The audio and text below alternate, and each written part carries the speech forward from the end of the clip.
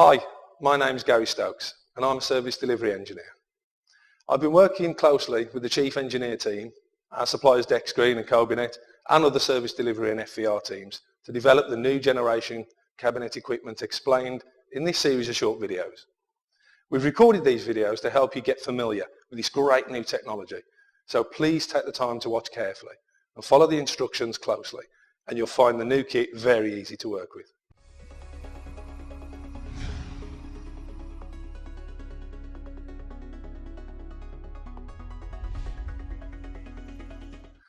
In this video, I'm going to show you how to fit and remove the connectors in the cabinet and how to use the outrigger for multiple cable terminations.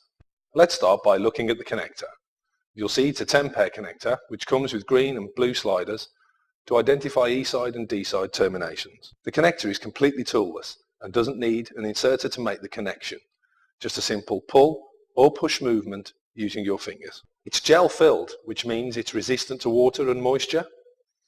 Inside the slider are two IDC contacts which are mounted at 45 degrees to increase the overall contact area with the conductor, making a better, more reliable connection.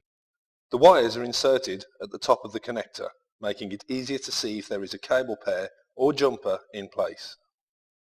So now we're going to look at fitting the connector. Let's start by removing the safety strip from the mounting column.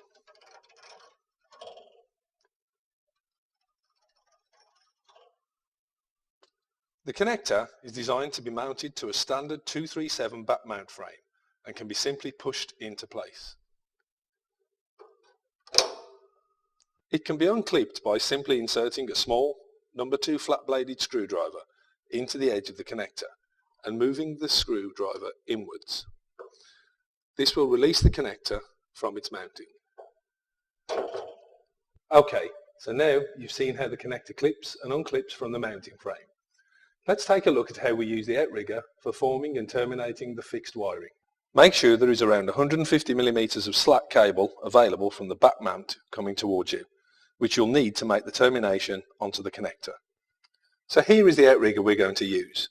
This is how the connector fits into the outrigger. Here are the slider openers. Here is the centre wire channel and a foam wire restraint. Simply push the outrigger onto the required position of the back mount, making sure the cable to be terminated travels above the outrigger. Push the wiring into the centre guide channel. You need to make sure you have the centre guide channel and guide pins pointing upwards. This is the correct way around. Now insert the foam wire restraint over the wires into the slot at the rear of the outrigger as shown. This foam insert comes as part of the back mount packaging. You'll see this now holds the wires together in a more rigid position. So now with our gloves on, sort the wires into their correct positions for the connector, i.e. blue-white, orange-white, and so on. So now insert the connector into the outrigger with the test ports facing towards you, so you know it's in the right way. Push the connector fully back into the outrigger. So now cut the wires flush with the front of the connector.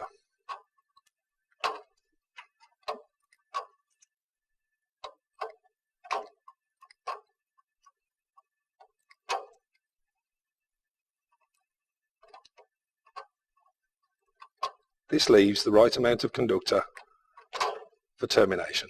So now make sure the conductors are paired and twisted.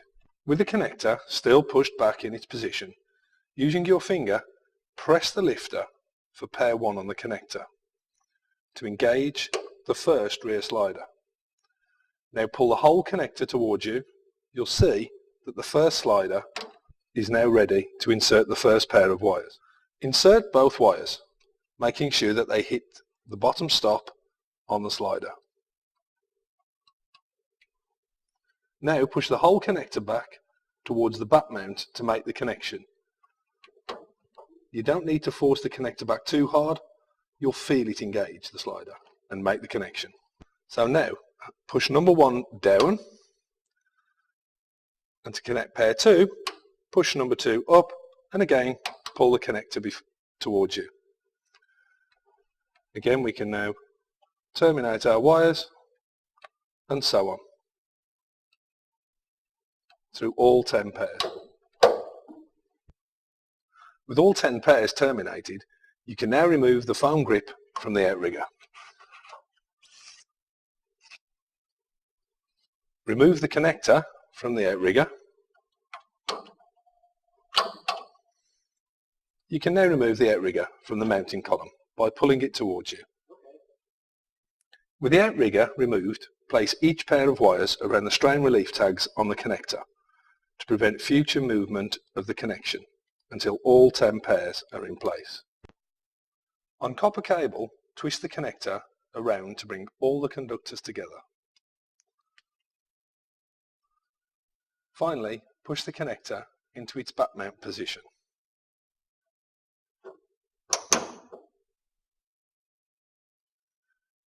So, with the cabinet now constructed, we can turn our attention to making sure it's correctly labelled for future pair identification. The designation kits comprise of 50 yellow and 50 red clips. Yellow clips will be used to identify NGA tie pairs. Red will be used to distinguish other groups of circuits that could need separate identification in the future.